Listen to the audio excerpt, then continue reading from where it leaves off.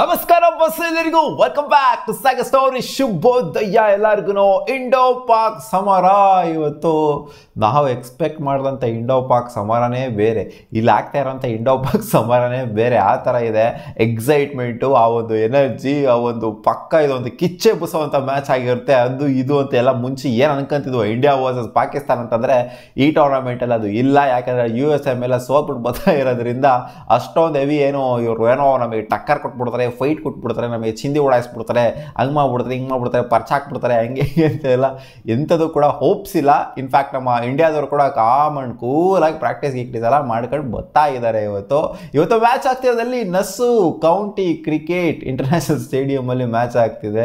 Last match India ಆಡಿದ್ದಲ್ಲ Ireland ಮೇಲೆ, practice match India ಆಡಿದ್ದಲ್ಲ ಅದೇ ವೆನ್ಯೂಲೇ ಆಗದೆ ಇರೋದು.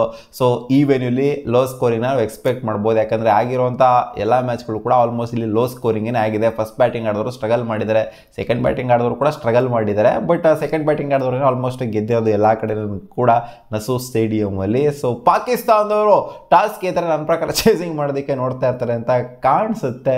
ಯಾಕಂದರೆ ಅನುಭವಿಸಿದ್ದಾರೆ ಲಾಸ್ಟ್ ಟೈಮ್ ಪಾಕಿಸ್ತಾನದವರು ಫಸ್ಟ್ ಬ್ಯಾಟಿಂಗ್ ಆಡ್ಬಿಟ್ಟು. ಆದ್ರೂ ಮಗ ಲಾಸ್ಟ್ ಮ್ಯಾಚು ಪಾಕಿಸ್ತಾನದವ್ರಿಗೆ ಏನೇ ಆಗಿರ್ಬೋದು, USA ಮೇಲೆ ಸೋತಿರ್ಬೋದು, ಬಟ್ ಇಂಡಿಯಾ ವರ್ಸಸ್ ಪಾಕಿಸ್ತಾನ ಅಂತ ಬಂದಾಗ ಕ್ಲೋಸ್ ಗೇಮ್ಗಳನ್ನ ನಾವು ಎಕ್ಸ್ಪೆಕ್ಟ್ ಮಾಡ್ತೀವಿ. ಒನ್ ಸೈಡ್ ಗೇಮ್ಗಳು ಆಗಿರೋದು ಸಿಕ್ಕಾಪಟ್ಟೆ ಕಮ್ಮಿ.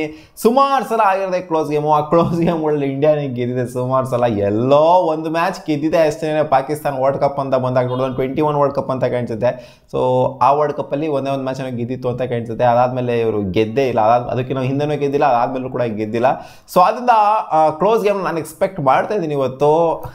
ಒಂದು ಕಡೆಯಿಂದ ರಾ ಪೇಸ್ಗಳು, ಎರಡು ಕಡೆಯಿಂದನೂ ಕೂಡ. ಈ ಕಡೆ ಬಾಂಬಾರ್ಡ್ ಪೇಸ್ ಇದೆ ಪಾಕಿಸ್ತಾನ ಅವರ ಕಡೆ. ಪೇಸ್ ಅಟ್ಯಾಕು 4 ಜನ ಜೆನ್ಯೂನ್ ಪೇಸರ್ಸ್ ಇರೋದು. ಹ್ಯಾರಿಸ್ ರೋಫು ಲಾಸ್ಟ್ ಮ್ಯಾಚ್ ಇಕ್ಕಿಸ್ಕೊಂಡ್ರು, ಅದು ಬೇರೆ ವಿಚಾರ. ಮೊಹಮ್ಮದ್ ಅಮೀರ್ ಲಾಸ್ಟ್ ಮ್ಯಾಚ್ ಇಕ್ಕಿಸ್ಕೊಂಡ್ರು, ಅದು ಬೇರೆ ವಿಚಾರ. ಶಾಹಿನ್ ಶಾ ಅಫ್ರಿದಿ ಜೊತೆಗೆ ನಸೀಮ್ ಶಾ 4 ಜನ ರಾ ಪೇಸ್ ಇಟ್ಕೊಂಡಿದ್ದಾರೆ. ಈ ಕಡೆ ನಮ್ಮ ಕಡೆ 3 ಜನ ಪೇಸಸ್ ಜೊತೆಗಂತೂ 100% ಹೋಗ್ತಾರೆ, ಇನ್ಕ್ಲೂಡಿಂಗ್ ಹಾರ್ದಿಕ್ ಪಾಂಡ್ಯ ತೊಗೊಂಡ್ರು 4 ಜನ ಪೇಸಸ್ ಹಾಕ್ತಾರೆ. ಶಿವಮ್ ದುಬೆನೂ ಕೂಡ ತಗೋಬೋದು. ಸೊ ಒಂಥರ ನಮ್ದು ಒಂಥರ ಮೋರ್ ಬ್ಯಾಲೆನ್ಸ್ಡ್ ಆಗಿದೆ. ಇವ್ರದ್ದು ಒಂಥರ ಮೋರ್ ರಾ ಪೇಸ್ ಇಟ್ಕೊಂಡು ಬಂದಂಗೆ ಇದೆ.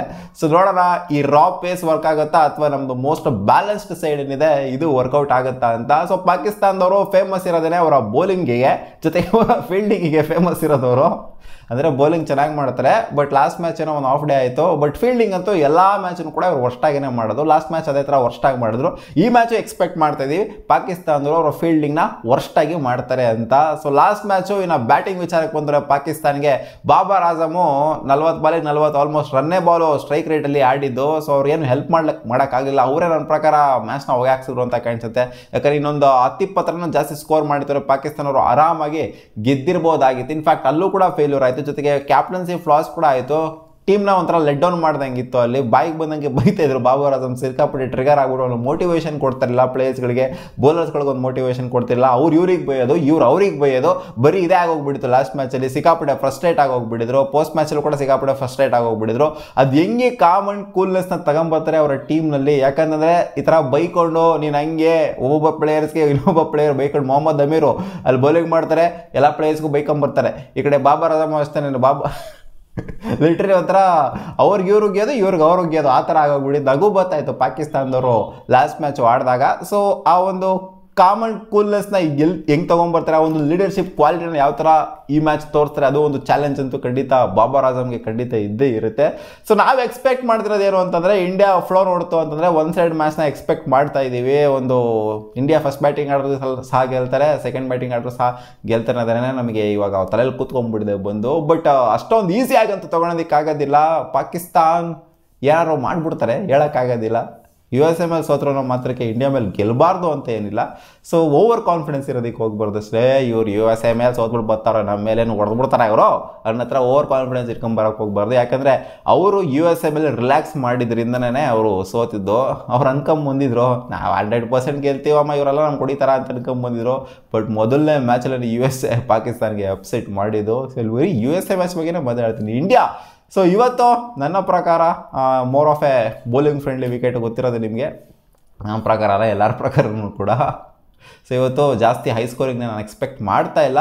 ಬಟ್ ಇಂಡಿಯಾ ಫಸ್ಟ್ ಬ್ಯಾಟಿಂಗ್ ಆಡ್ತು ಅಂದರೆ ನೋಡೋದಕ್ಕೆ ಬೆಟರ್ ಆಗಿರುತ್ತೆ. ಪಾಕಿಸ್ತಾನ ಫಸ್ಟ್ ಬ್ಯಾಟಿಂಗ್ ಆಡ್ತು ಅಂತಂದರೆ ನನ್ನ ಪ್ರಕಾರ ಅದು ಹೈ ಸ್ಕೋರಿಂಗ್ ಅಂತೂ ಖಂಡಿತ ಆಗಿದ್ರೆ. ಹೈ ಸ್ಕೋರಿಂಗ್ ಇರಲಿ ಇವರು 100-150 ಕೂಡ ದಾಟೋದಿಲ್ಲ ಅಂತ ಅನ್ಕೊಂಡಿದ್ದೀನಿ.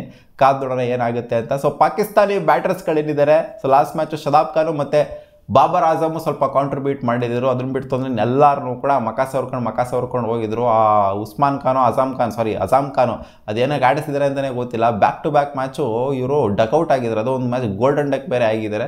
ಸೊ ಅದೇನಕ್ಕೆ ಆಡಿಸ್ತಾ ಇದ್ದಾರೆ ಅಂತ ಗೊತ್ತಿಲ್ಲ. ಡುಮ್ಮಣ್ಣ ಬರ್ತಾರೆ, ಔಟ್ ಆಗ್ತಾರೆ, ಹೋಗ್ತಾರೆ, ಇದೇನೋ ಇಂಪ್ಯಾಕ್ಟ್ ಮಾಡ್ತಾರೆ ಅನ್ನೋ ಥರ ತಗೊಂಬಂದು ಇಟ್ಟಿದ್ದಾರೆ ಡುಮ್ಮಣ್ಣನ ಟೀಮಲ್ಲಿ. ಸೊ ಡುಮ್ಮಣ್ಣ ಅದೇನು ಮಾಡ್ತಾರೆ ಅಂತ ಈ ಮ್ಯಾಚ್ ನಾನು ವೆಯ್ಟ್ ಮಾಡ್ತಿದ್ದೀನಿ. ಸೊ ಅವ್ರು ಬಿಟ್ಟು ಬೇರೆಯವ್ರು ಆಡಿಸೋನು ಸ್ವಲ್ಪ ಬೆಟರ್ ಆಗಿರುತ್ತೆ ಅಂತ ಕಾಣಿಸುತ್ತೆ. ನೋಡೋದಕ್ಕೆ ಸ್ವಲ್ಪ ಚೆನ್ನಾಗಿರುತ್ತೆ. ಅದೇನೋ ಡ್ರಿಲ್ ಮಾಡ್ತಾರೆ, ಅದು ಎಲ್ಲೆಲ್ಲೋ ಆರ್ಮಿ ಅಂತ ಹೋಗ್ತಾರೆ, ಏನೇನೋ ಕಲ್ಲುಗಳೆಲ್ಲ ಎತ್ಕೊಂಡು ಹೋಗ್ತಾರೆ. ಅದೇನು ಪಾಕಿಸ್ತಾನದವ್ರ ಸ್ಕೀಮೇ ಅರ್ಥ ಆಗ್ತಿಲ್ಲ. ಈ ಸೀಸನ್ ಏನು ಎಲ್ಲ ಮ್ಯಾಚು ಸೋಲ್ಬೇಕು ಅಂತ ಅನ್ಕೊಂಡವ್ರ ಏನೋ ಗೊತ್ತಿಲ್ಲ. ಅವ್ರು ಕ್ರಿಕೆಟ್ ಪ್ರಾಕ್ಟೀಸ್ ಮಾಡ್ಕೊಂಬಂದವ್ರ ಅಥವಾ ಕಲ್ಲೆತ್ಕೊಂಡು ಆ ಡ್ರಿಲ್ಗಳನ್ನ ಪ್ರಾಕ್ಟೀಸ್ ಮಾಡ್ಕೊಂಬಂದವ್ರು ಅಂತ ಗೊತ್ತಾಗ್ತಿಲ್ಲ. ಬರೀ ಪಾಕಿಸ್ತಾನದವ್ರನ್ನ ಕ್ರಿಟಿಸೈಸ್ ಮಾಡೋದೇ ಆಗೋಗ್ಬಿಟ್ಟಿತ್ತು ಈ ವಿಡಿಯೋದೆಲ್ಲ. ಇನ್ನು ಇಂಡಿಯನ್ ಟೀಮ್ ಬ್ಯಾಟಿಂಗ್ ಬಗ್ಗೆ ಅಂತೂ ಮಾತಾಡಂಗನೆ ಇಲ್ಲ, ಮಸ್ತಾಗೇನೆ ಆಡ್ತಾ ಇದ್ರು. Rohit Sharma last match full ಫ್ಲೋಲಿ ಕಾಣಿಸ್ಕೊಂಡ್ರು. ರಿಷಬ್ ಪಂತ್ ಅಂತೂ ಫುಲ್ಲು ಕನ್ಸಿಸ್ಟೆಂಟ್ ಆಗಿ ಆಡಿದ್ದಾರೆ. ಪ್ರಾಕ್ಟೀಸ್ ಮ್ಯಾಚಿಂದ ಹಿಡ್ಕೊಂಡು ಮಸ್ತಾಗಿ ಆಡ್ತಾ ಇದ್ದಾರೆ. 2 ಮ್ಯಾಚ್ನು ಕೂಡ ರನ್ಸ್ ಬಂದಿದೆ ಅವರಿಗೆ. 1 ಡೌನಲ್ಲಿ ಮಸ್ತಾಗಿ ಆಡಿದ್ದಾರೆ.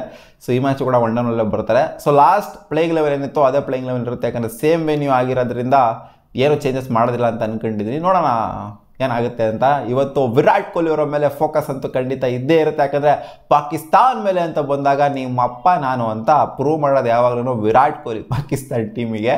ಸೊ ಈ ಮ್ಯಾಚು ಕೂಡ ಎಕ್ಸ್ಪೆಕ್ಟೆಡೇ ಪಾಕಿಸ್ತಾನ ಮೇಲೆ ಮಸ್ತಾಗಿ ಆಡ್ತಾರೆ ಅಂತ. ಅದು ಎಲ್ಲಿಂದನೋ ಕಿತ್ಕೊಂಡು ಬರುತ್ತೆ ವಿರಾಟ್ ಕೊಹ್ಲಿಗೆ. ಪಾಕಿಸ್ತಾನ ಮೇಲೆ ಆಡಬೇಕು ಅಂತ ಅಂದರೆ ವಿರಾಟ್ ಕೊಹ್ಲಿಗೆ ಅದು ಎಲ್ಲಿಂದನೋ ಎನರ್ಜಿ ಬಂದ್ಬಿಡುತ್ತೆ.